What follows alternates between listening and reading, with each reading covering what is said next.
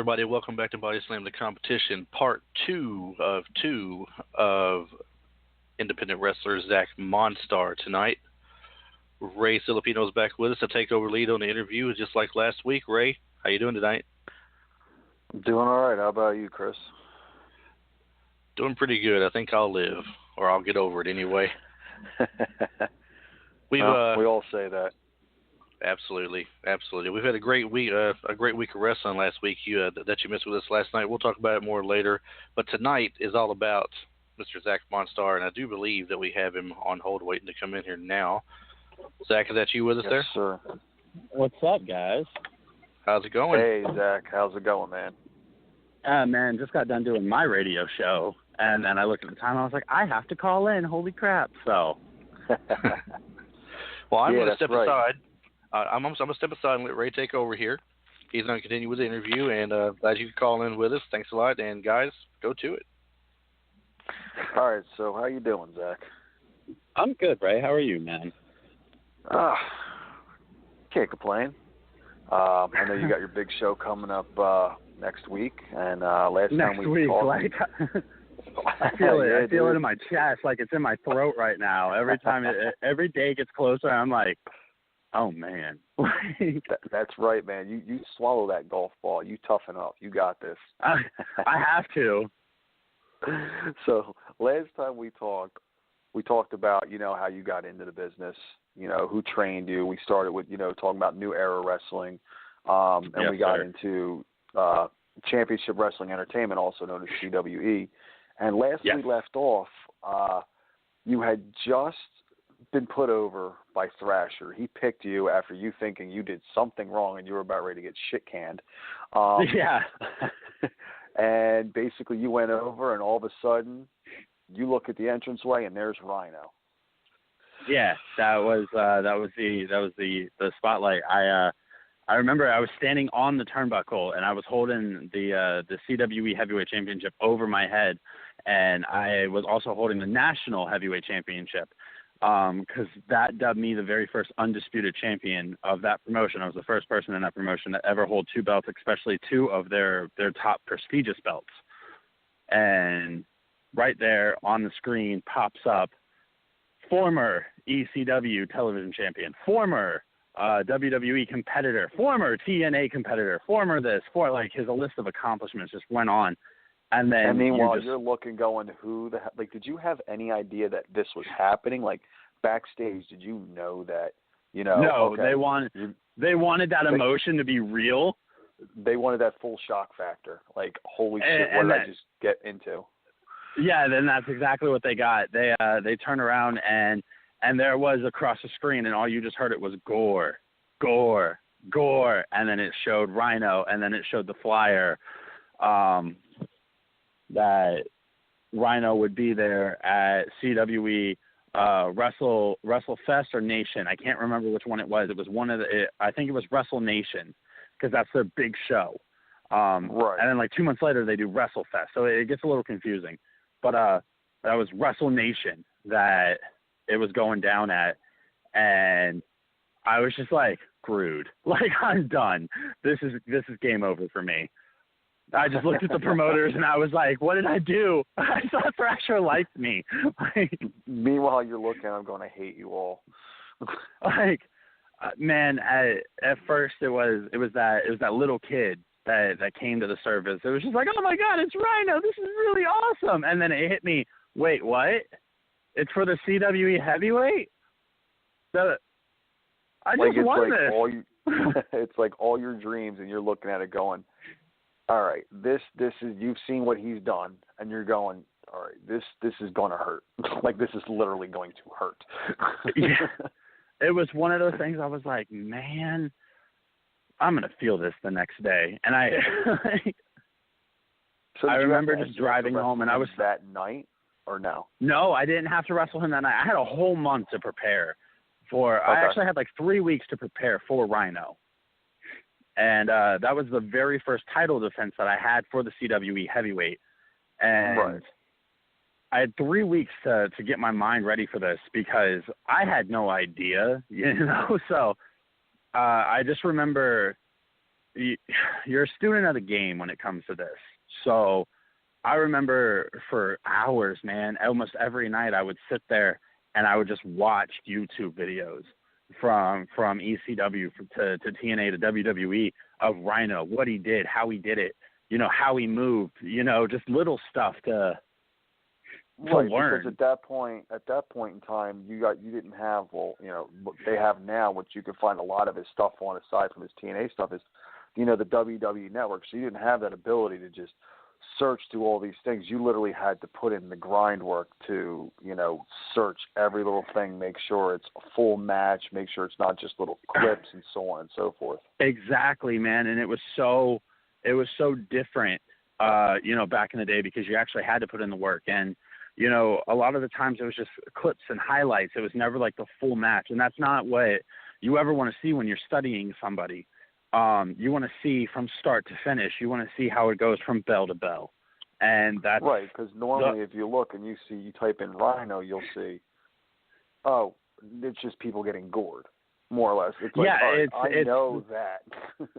Yeah, like I know what's coming my way.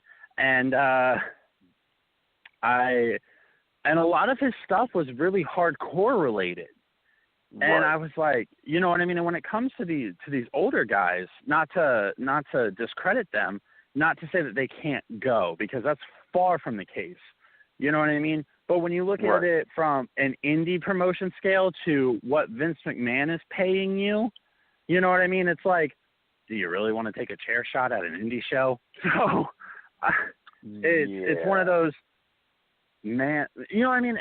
And I've never had that. You know what I mean? I've never had that big paycheck where I'm like, I can opt out of it. So when they're like, hey, Zach, we're going to do this with you. And I'm like, hell yeah. I know how to eat a chair shot. Like, right. And at this point, now you're concerned with, well, what will he let me do to him? What is, that was my biggest question. Right, because you don't know who he's under contract with at the time. You don't know, what they're limiting him on, wanting to know, like, how far, what in terms of he can do in the ring, what he's allowed to physically do, if it's going to be hardcore, if they want to chance him getting injured because, I know Vince doesn't, let the guys do, indie stuff and travel, but guys like, companies like TNA, they'll do it, New Japan, Ring of Honor, so they may have certain limitations, and I'm sure that's probably one of the things that you were concerned about. It was, and at the same point in time, it was when I first started, they were very big on your vet, respect your vet, do whatever your vet says. Right. So I've seen guys walk in and call matches where it was, you don't get a say-so. Like, you don't get the option to throw out ideas. It's very... Well, with something like that, let me rewind back to your previous match. Was Glenn open to... Now, for those that didn't get to tune in last week, Glenn Ruth is known as Headbanger Thrasher from the WWE, the famous Headbangers, former two-time tag team champions in WWE. Yes. Did he allow you to throw in those ideas? Did he say, yes, listen, kid, what do you want to put on the table? He was very open-minded because he's watched me, through the back and the curtain. That's one of the things that I respect about Glenn. He was never about himself. If you ever, when you're back there and you're sharing the locker room with him, once his stuff is set, he's watching matches. He's sitting there behind the curtain just like everybody else, like watching what you do.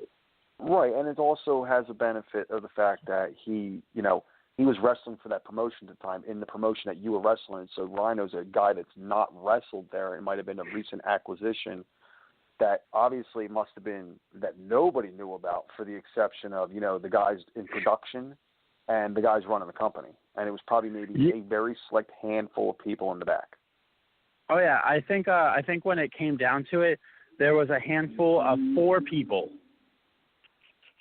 that knew that he was, 1, going to be there, 2, that he was working, and 3, that he was working me.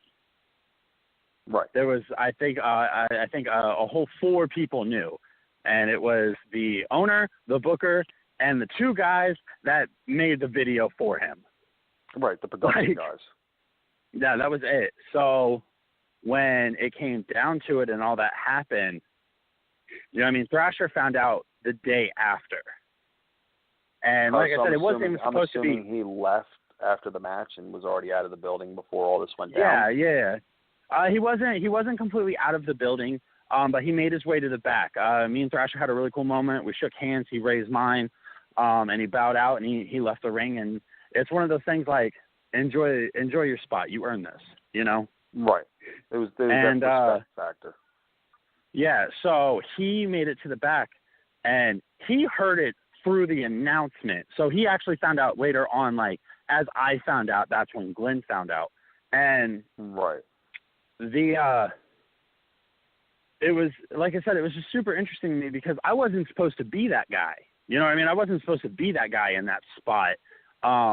It was something that, you know, somebody saw faith in me for and was like, it's going to be you. So it was a very crazy just feeling of emotion. You know, you could definitely see it completely all over my face. And because Glenn worked me, man. There's no doubt about it. He did stuff to me that I didn't even know what it was. And he's such a professional. Like, he could have hurt me at any point, and he didn't. You know what I mean? It was one of those, just trust me. Okay, no problem, man. So I go out there in full paint, you know, sometimes. And I play the whole, you know, horror show character. I walk out there, like I said, I sometimes have blood on my face. I do the whole face paint thing. I come out in a straight jacket, sometimes a trench coat. I'm always covered in chains. And for the most part, my face paint pretty much stays on my face for matches. Man, Glenn worked me so hard. My face paint was all over the ring. I had none on my face left. So everybody got to see the true identity. Yeah, everybody got to see the true face and the identity behind it. The man behind the monster. Yeah, man, and they got to see my facial reaction when it was announced that it was Rhino. Right. So they got to see the tears of you winning the belt, your initial reaction, and then they got to see your initial reaction of Rhino. Yeah, and that was a huge deal for me, winning the belt in general, because where I came from, that was the only promotion that I was really working for at the point in time, you know? Right. Now at this point, how long have you been in CWE? I first made my debut in 2000 and I was maybe 3 months in when me and Michael Kyrane had that chairs match. Right. After that, I took a 9-month hiatus. I was in a car accident where I tore my rotator. And it put me on the shelf for a minute. But me being stubborn, 9 months. Now we're getting to the good stuff, the injuries. No, yeah, man, there's a few of them. But you tore the rotator cuff. I tore the rotator cuff, and the doctors told me that I should be out for about a year, maybe longer. Right. If I do the surgery and stuff like that, and you know, they were like, if you do the surgery, we can put it back together. But you wrestling probably isn't the best idea in the world. Right. And man, so they were more or less considering your career to be. They were more or less considering your career to be over. Yeah, man. And wrestling's the only thing I've ever really been good at. You know, outside of like in the real life world, wrestling is the one thing that I've been able to really capture and make it my own and really feel like I belong. Shit, dude, I remember there were times that, like, after practice was done, it's the middle of Florida, it's 90 degrees outside, it's hot, it's muggy, and I stayed and slept in the ring. Just because, like, I was in that ring so much, it began to feel like home for me. Right. And there were nights that I slept there, you know what I mean? I woke up 5 o'clock in the morning, I started bumping and running ropes again. So the thought of wrestling not being in my life, it was either something I had to swallow or it was something that I wasn't going to let happen. So right. I opted out of the surgery. You get guys that are injured, you know, like the big name. You get guys like Edge forced to retire. And even after after he retired, he speared Brodus Clay. I don't know if you ever seen that. Speared Brodus Clay the next night. And he felt the pain. And, you know, and you get guys like Angle who end up multiple broken necks and end up addicted to pills, painkillers. Yeah. You know, and then you get guys like Sabu. We're just not going to get in it because we all know that, man. We know that gash is closed. You know what I mean? But you know, so for you, how? You know, you said that, you know, it was you had that fear of losing what you loved in terms of your career, of your childhood, you know. It's the dream, man. You know, so did you even have the fear of doing whatever it took, even if it was that? Because I remember you saying you were in a dark place. So I wanted to rewind, kind of an aspect, was that part of that dark place when you said you had gotten to a dark place where you were willing to do whatever it took to stay in that ring, even if it meant resorting to other things, or was it like, did that fear ever cross your mind? It did. I came to a crossroad in my life at that point in time where I either had to, you know, swallow it and step away, or do the complete opposite and just eat it and deal with it. And, you know, with that comes certain complications. Pain pills being a huge one. I mean, I know from experience, I broke my neck wrestling. I ended up in a wheelchair from wrestling. So I know, you know, I know the pain of it. You know, I know what it takes. I mean, me, myself, I've never, you know, I've resorted to not taking things for it, and I live with it for every day of my life for the past 13 years. So I know what you're talking about when it comes down to, do you deal with it? Do you just suck it up and quote unquote be a man about it? Or do you just try to mask it to better the situation? And that was one of the situations that I learned the hard way, that when you mask it, all you're doing is putting a Band-Aid on it. But you can't put a Band-Aid over a gunshot wound. It doesn't help. Right, because once you rip it off, it's going to hurt like hell. And that's exactly what happened, man. I was taking Vicodin and Oxys like they were candy to be able to perform in the ring and do what I wanted to do. So at any point did that affect your in-ring ability, like to the point it did. that the guys it in did. the It was back were horrible. like, it's either you do this or you're done?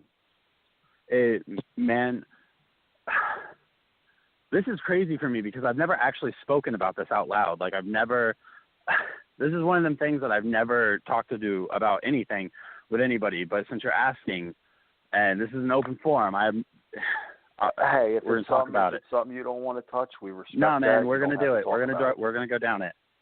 All right. We're gonna do this road because it's already here and there's no point. You know what I'm saying? Like, we've already kind of broke through that rabbit hole a little bit. Let's go all the way down it. Fair enough. When I got hurt, when I got hit, I was in a car accident. A lady hit me doing 80 miles an hour from behind. Oof. And sandwiched my car it was my car and a cop car. We were on our way to Fort Rock, and I was sitting right behind the cop car, and I was waiting in line. And it happened so fast, man. Blink of an eye, all I heard was tires screeching, and I was like, and I look up, and there it was. And my right arm was on the wheel. And I'm a big dude. Okay, so, and we were on our way to Fort Rock, and I had my hair up in a mohawk, so my seat was actually leaned back a little bit more, so my arm was fully extended. Right. And when she hit me, it threw enough of my force forward. My arm was already locked in place, so it's just my body shooting forward, and then the seatbelt stopping it and jerking it back. I tore my rotator, dislocated my shoulder, and broke my collarbone, actually. And safe to say, I was pretty messed up. Turn around, and the doctors let me know what was going on, and they told me, what I could do and my options. And right. The options pretty much were get the surgery, recommended don't ever wrestle again. Don't get the surgery, never wrestle again. So it was one of those, like, I had to do something. And I said, well, let me think about the surgery. Let me figure that out and let me work on that. And they were like, okay, well, you're going to have time to think about it either way. They put me up in the neck brace. They put me up in the sling, and they gave me some serious pain pills. Right. And at first, before and being I started a big wrestling, guy, they got to give you something that'll definitely take to you because of your yeah. size. And before wrestling, when I was about 15, I had a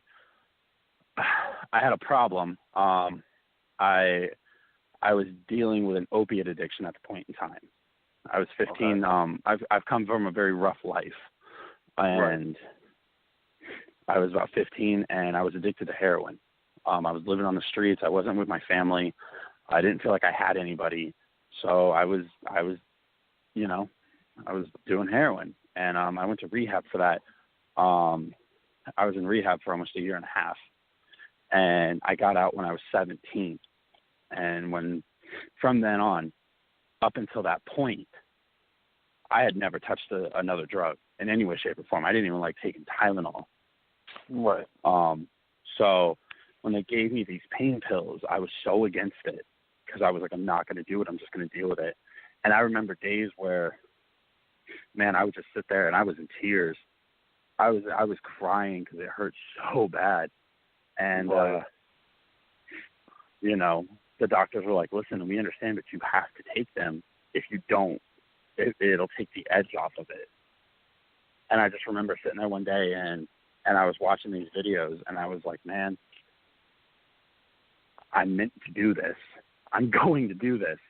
And I started taking the oxys and stuff that they gave me, the Percocets and stuff like that. The lidocaine patches, pretty much they gave me pretty much a time release morphine patch. Like I had some serious stuff going on, and 6 months in, everything's starting to heal. My collarbone wasn't snapped; it was fractured. My shoulder that got dislocated got put back. I popped my shoulder back into place. They popped it back into place at the hospital. My rotator was something they were like, that's gonna take surgery. Your collarbone, like, that'll heal. It's a hairline fracture. It's a crack. It's not a snap. Right. So I remember taking these pills, these pain pills, and going outside and using weights to just rotate my arm, pushing myself to limits that I knew I shouldn't have done, just trying to straighten out the muscle. And what should have been a career-ending injury for me turned into 9 months later, Zack Monstar returns to CWE. Right. Probably one of the worst decisions I've ever made.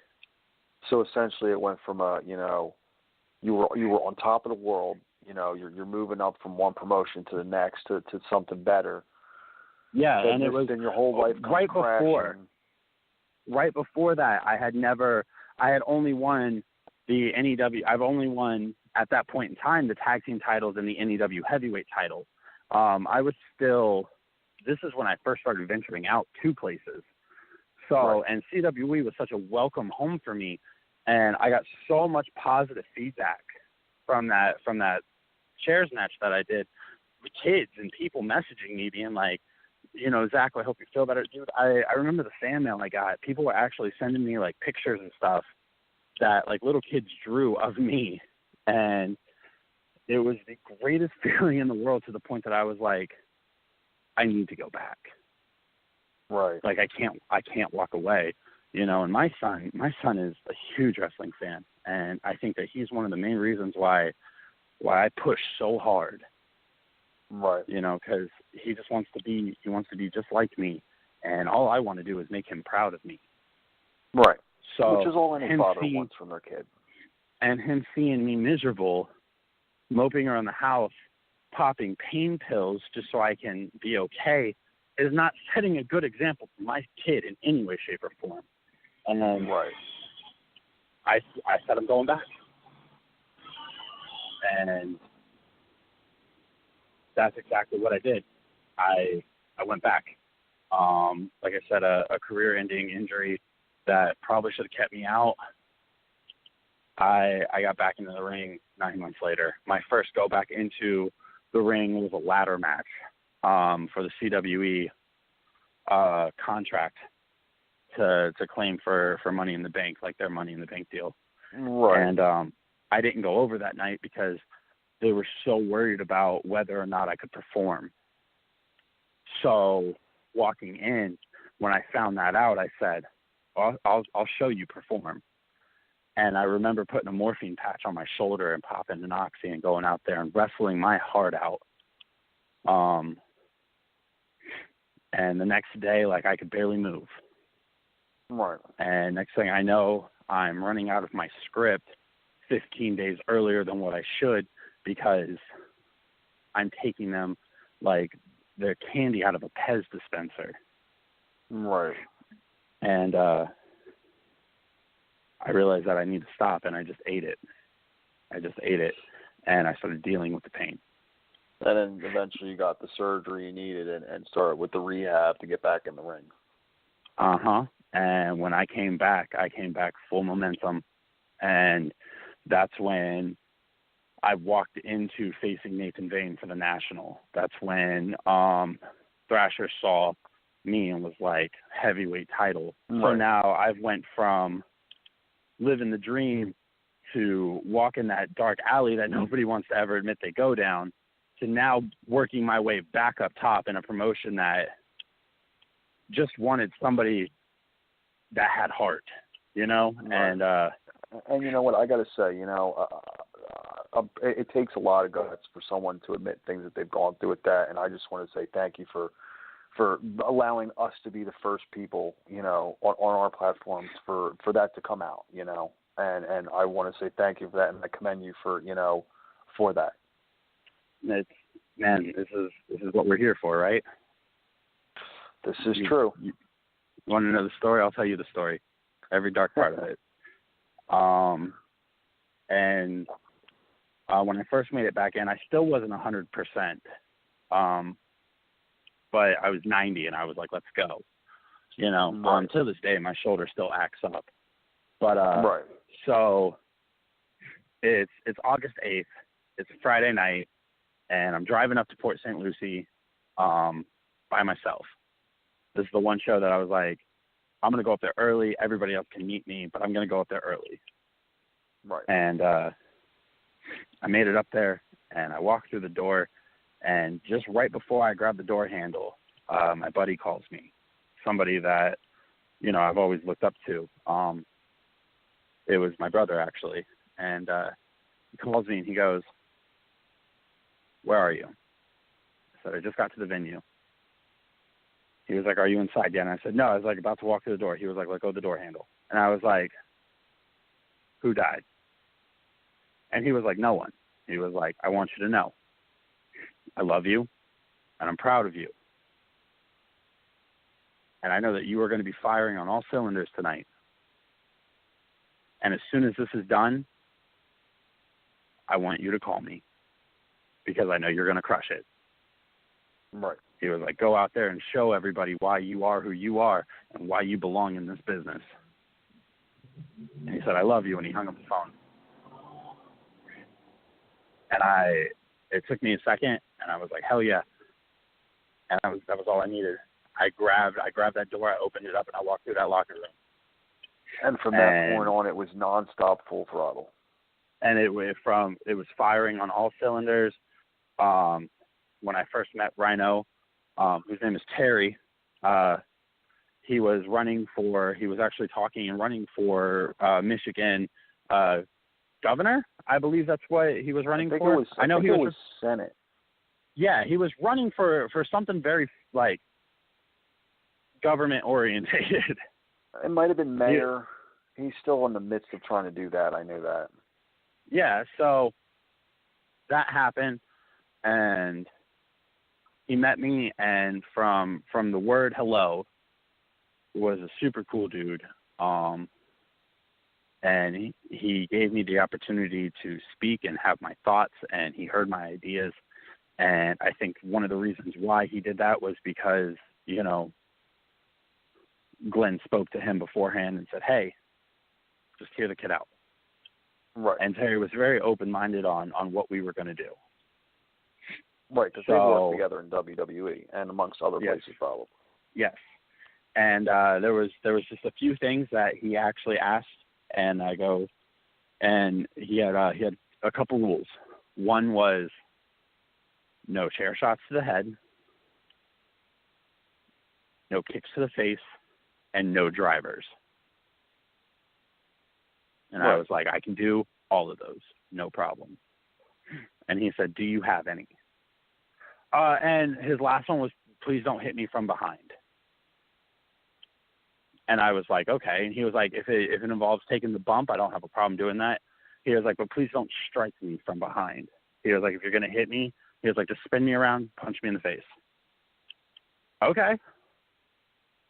Like, if that's the route that we want to go down, then that's the route that we'll go down. That's no problem. That's what he asked. So I made it a point to make sure that those four things did not happen. Right. And we walked around the ring, we talked, and it came down to the finish.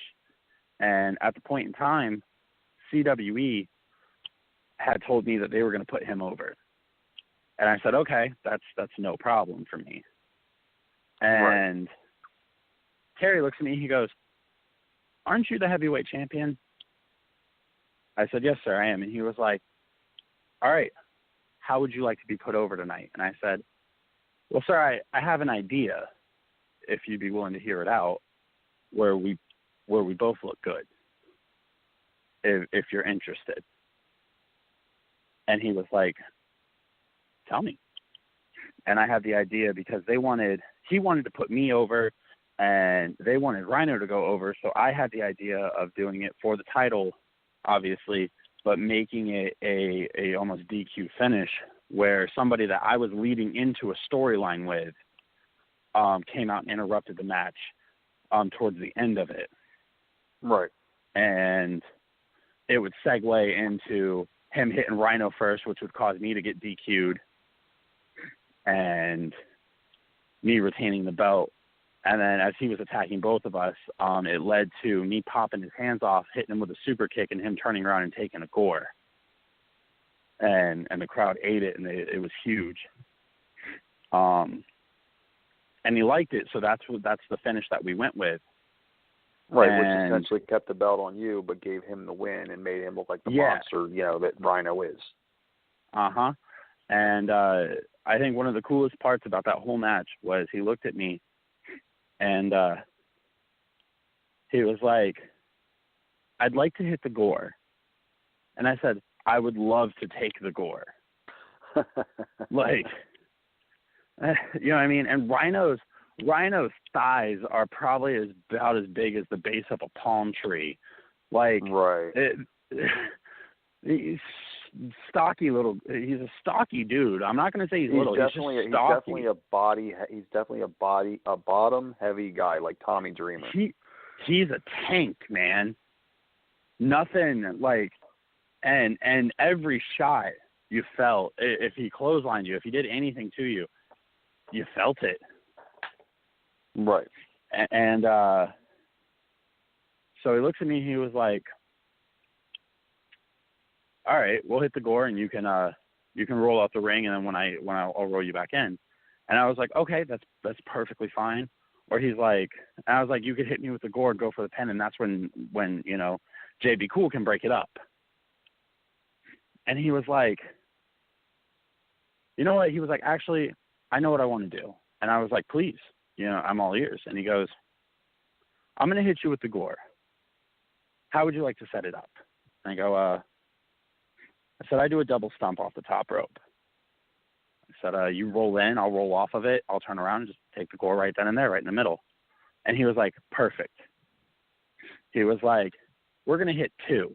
And right before that referee's hand hits that mat, you're going to kick out. And I go, what? Like, this is an honor all on its own, being able to say that that you kicked out of the gore. Right. Yeah. Nobody had, and he told me he was like 5 guys in my whole career have kicked out of this move. I would have been the 5th. And I was like, this is the most humbling experience of my damn life right here. Right. And I asked him, I was like, are you sure? And he was like, yes, I want to do that for you. And he was like, you came up with the idea for the finish. I absolutely love it. I would love to be able to showcase their champion as somebody who is absolutely phenomenally strong. And I was like, it would be an honor. So I remember it like yesterday. We were working the match, and I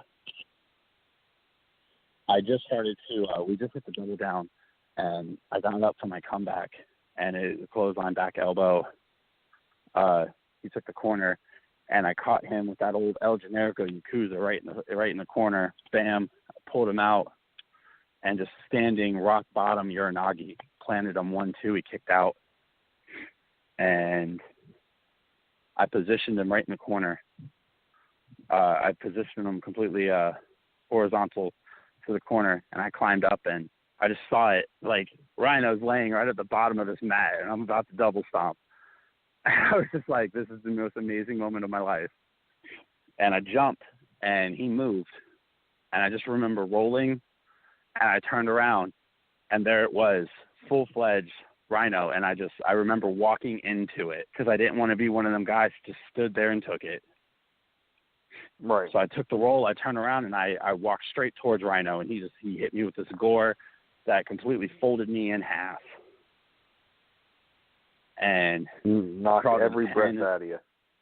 He did, man. And you hear that referee like 1, 2, and I'm looking at it, and right before that referee's hand hit that mat, that arm came up, and I pushed Rhino off of me, and I'm just landing on my face. And you see everybody from the camera view all the way around just get up out of their seat like, oh, my God. And that moment right there, everything just stood still as everybody said, holy shit. And that chant started. And you see Rhino, and he's playing it off because he's such a professional. He's playing it off like this is ridiculous. Right. And then you hear it, and you hear it echoing through this gym with all my peers that are in the back, and you hear it with all these fans and all these people that believe in me, and you hear the Monstar is going to kill you chant. And that's all you hear as it echoes throughout this whole arena. And we were at a civic center. We were at a civic center in the gymnasium. You could fit 800 people in there easily, and there was every bit of it. People up front in the actual, running the civic center were talking about the echoes that they heard from that match. And you just hear an orchestra of fans, and from men to women to children to everybody just in that audience chanting Monstar is going to kill you in a sing-along fashion. And I knew it right then and there, this is it. This is it. I knew I was meant to be here. And Rhino got up, and he went to that corner, and he lined up for the gore again, and that's when JB Cool ran out. And instant heat, man. Instant hatred for this guy. Right. As soon as he ran out there and interrupted this match. And when, I turned around and you see JBL, or not JBL, you see JB Cool just wailing. And he comes back to me, and he just starts hitting me and stomping me in the corner. And he goes back to Rhino, and he hits him, and he grabs the mic, and he starts cutting a promo. about how he's not going to wait, how this is his time. And he drops the mic and he walks over and he goes to pick me up, and I pop those hands and I push him back and I super kick them. And it's probably the cleanest one I've ever thrown. And JB Cool took it and he turned around and Rhino just hit him with the gore. And everybody in the audience went crazy. JB Cool rolled out of the ring, and me and Rhino shook hands. And it's funny because I was so caught up in the moment when we shook hands, I went in to hug him, and he was like, "Don't touch me." Like, he whispered him, and he was like, "Don't touch me." And I was like, "Sorry," Right. And I turned around to walk away, and he was still holding my hand, and we were looking at each other. He pulled me back, and we were looking at each other, and he pulled me in, and he gave me a hug. And that was the spotlight. That was it. He got out of the ring. He told me to raise the belt. I raised the belt, and we made it to the back. And Rhino shook my hand, and he was like, "How was it?" And I was like, "I was absolutely phenomenal." And he was like, "Thank you so much." He was like, "I had so much fun out there." And when that was you it. get a guy like that that's been around for that long and says, they actually had fun doing something, that's really admirable. It's really cool. Not to switch subjects when I notice we got time coming down. I remember you mentioning last week that you've traveled to Australia, stuff like that. You were contemplating NXT. You want to fill us in on some of that? Yeah. So after that, the Zack Monstar name actually started getting around, and we started doing stuff. I actually got introduced to eFeds. And that's actually where I met you, Ray. Yes. I met you in eFed world, and it's actually really cool because when I first got introduced to it, I didn't think anything of it. I was like, okay, this is just, wrestlers or people who wanted to be wrestlers or can't because of physical, inability or whatever.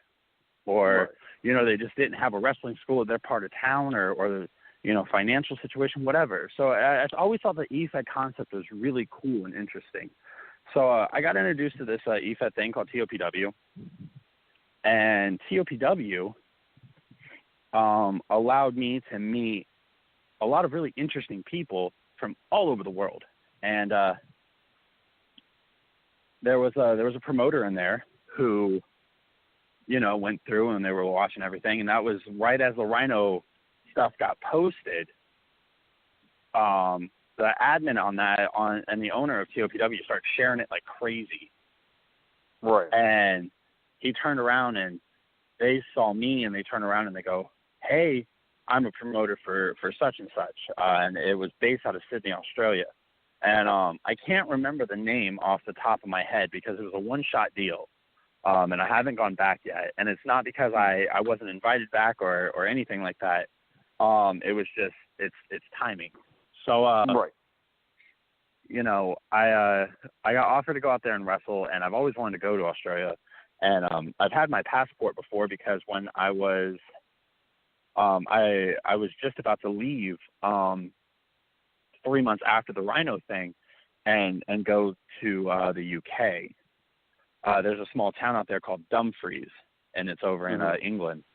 And Dumfries is actually really cool. It's a small little like quaint town with like the Gothic castles of the olden days. So really cool concept. And I love the architecture out there. I love architecture. I love art. So when it comes down to stuff like that, I'm all about it. So my friend Mandy was like, "Hey, would you like to come out here, visit?" And me and Mandy have been friends for years. So I was like, "Yes, I would love to." So I literally just got my passport approved. Is this Mandy Scarlett, the one that manages you? Oh, okay. No.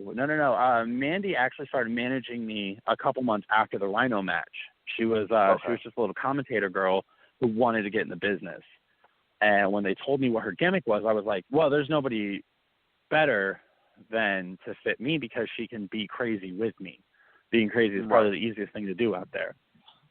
So, and Mandy's been with me for about 2 years now, man.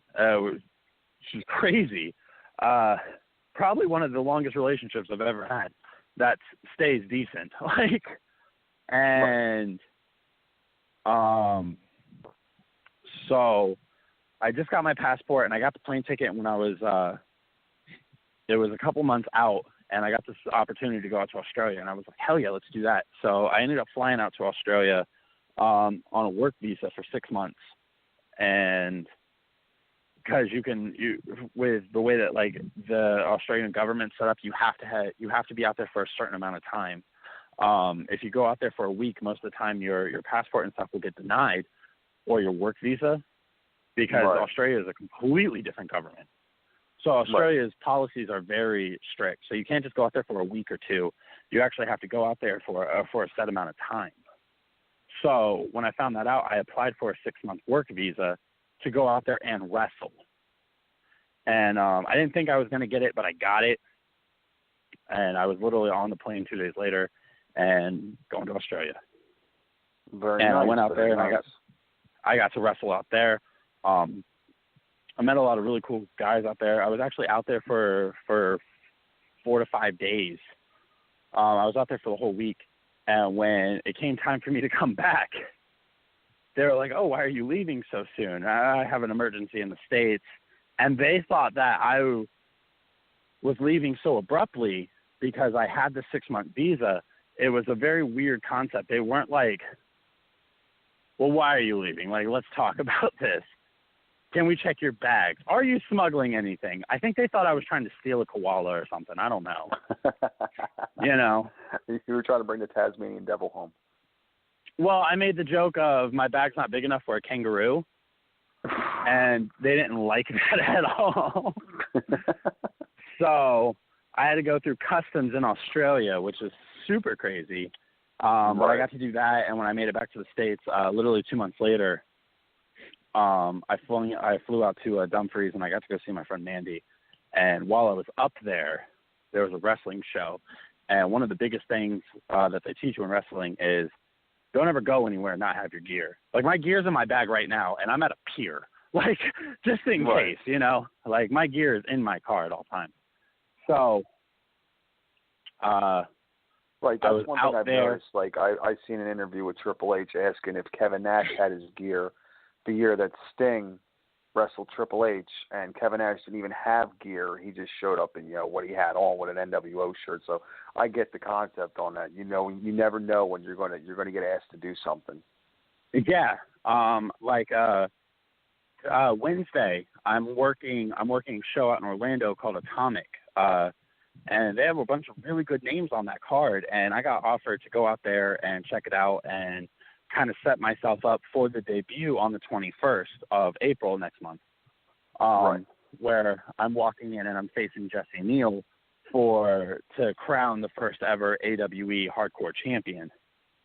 See, now I didn't know Jesse Neal was still wrestling, which is really cool. Yes, he is. And I'm going up there on Wednesday, and I've already let the promoter know, like, hey, I will have my gear with me. Just to throw that out there. So if anything happens and you need me, I'll be there, you know? Right. And luck be have it, he actually messaged me tonight and goes, hey, I have a spot for you. Awesome. Hell yeah. Like, let's do this.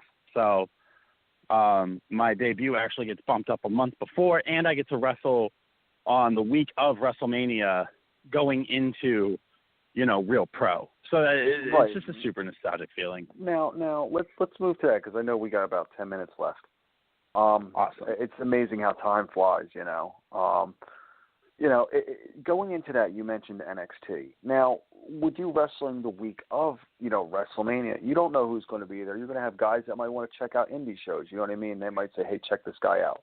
Now, I remember you told me, you know, in a conversation with you and I that, because we've spoken before on things, that you were asked to try out at NXT, and I think it was something along the travel schedule or the way they did things. Now, if they ask you to come back, because I'm going to ask you how that all came about. If they seen you and asked you to come back, is that something you would consider, since it is Orlando based and it's really only like a 3-hour drive from you?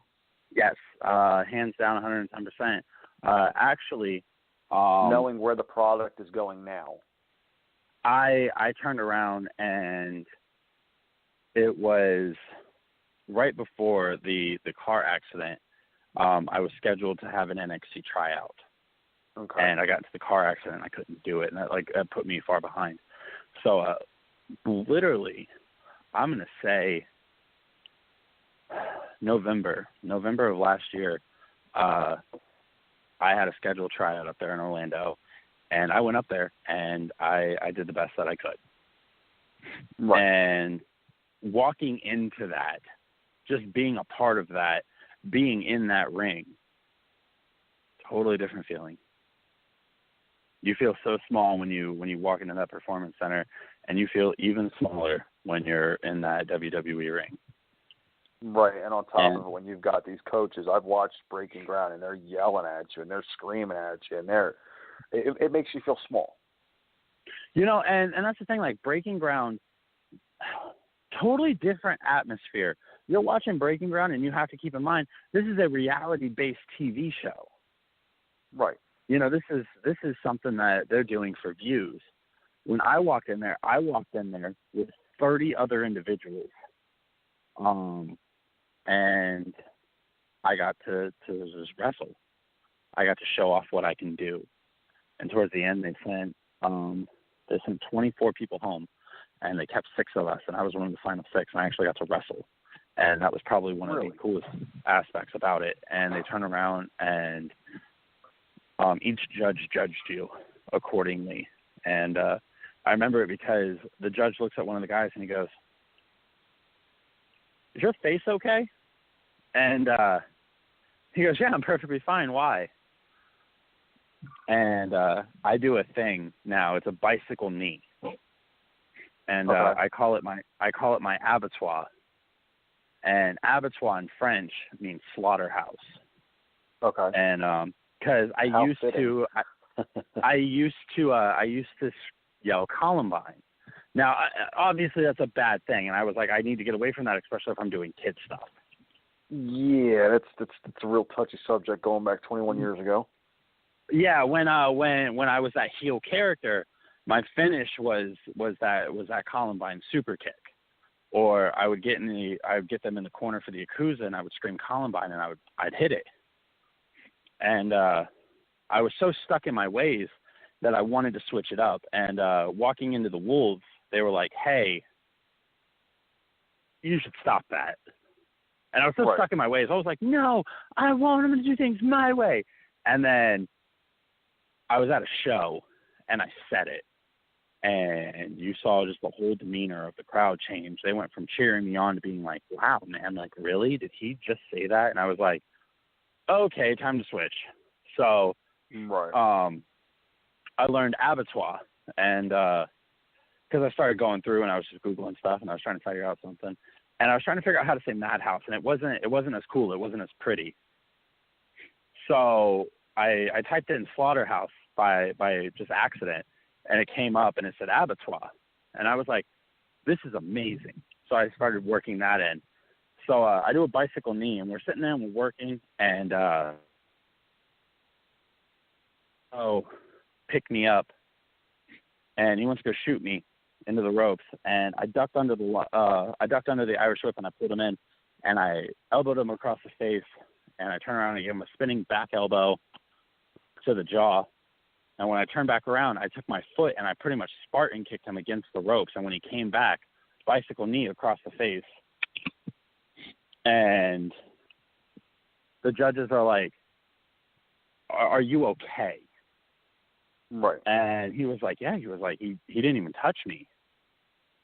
And one of the judges pulled me off at the side at the very end of it, and they were like, "That was probably one of the most realist knees I have ever seen walking into this." And I was like, "That is absolutely phenomenal." Like, so what was the reasoning that you didn't end up going? We got 5 minutes, by the way, so I just wanted to thank you.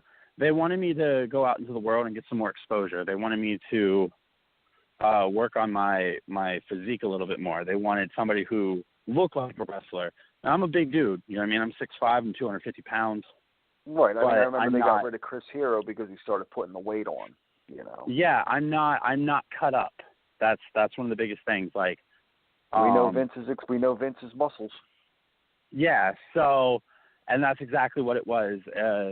And they said it all day long. They were like, you can work the part all you want, but you need to look the part.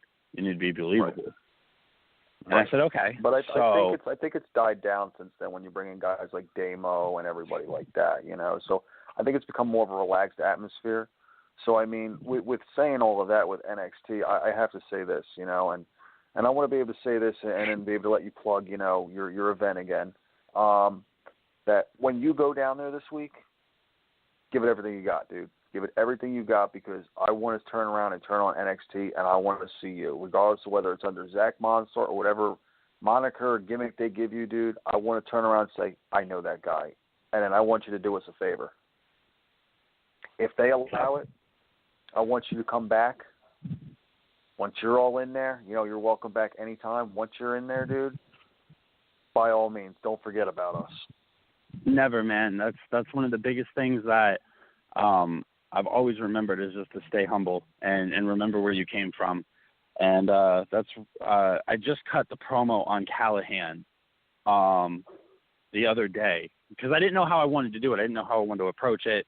And everybody was asking me if I was going to cut a promo on Callahan and, you know, how I should do it. And I just figured I'd be as real as I possibly could.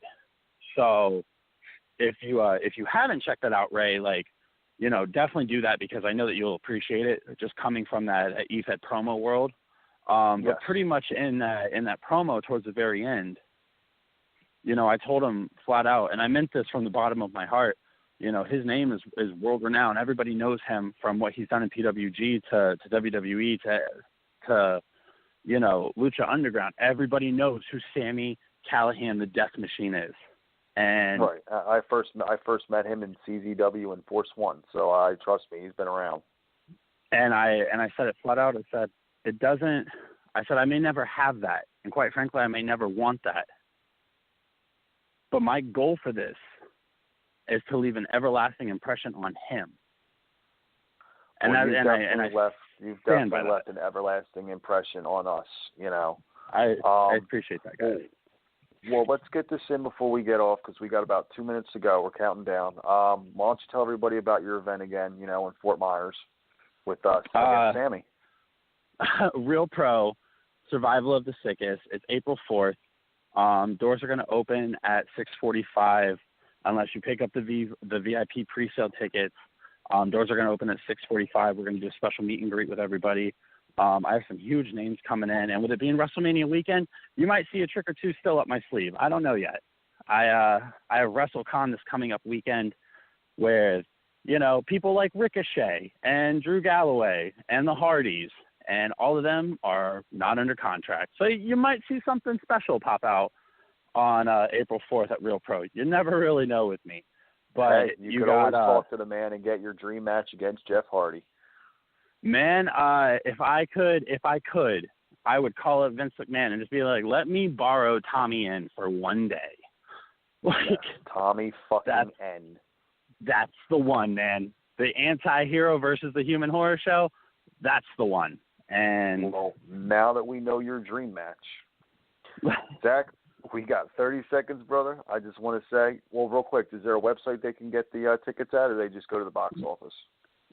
You go directly to the Real Pro Facebook page and you message it directly, and I will happily send you the link to the PayPal that everything is set up for.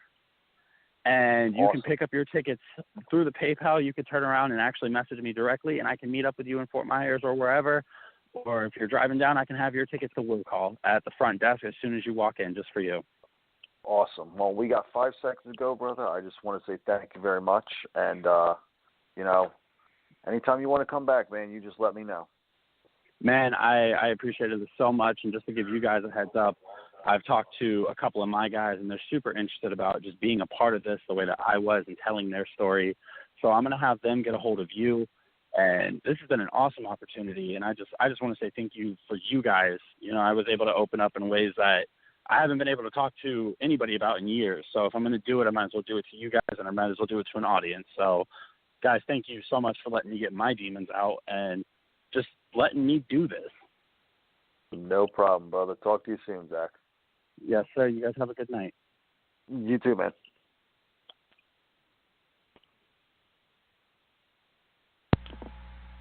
And it's everything I expected it to be. I tell you, great show with him. I really enjoyed listening to his story and everything he had to say, Ray. That was some really good stuff. Oh, without a doubt, man. It was definitely good. I was shocked he opened up like that, first time ever, and I feel honored for for him to do that with us. And I can't wait for him to get that NXT call up and come back. I certainly hope he gets. He's a great guy, and I wish him the best with it for sure. Well, we better go ahead and wrap things up here for today. I believe next Monday we've got Kim Artnip for Ignite Wrestling that's going to be with us for the story of Ignite Wrestling and some of the people that she's worked with. And then after that, we got a break for a couple of weeks, I believe, because the following Monday, I know I won't be available for anything then to sit in with you for the show and everything. So we may work out a different night that week, if anything, if possible, and try and get somebody else to come on with us as well.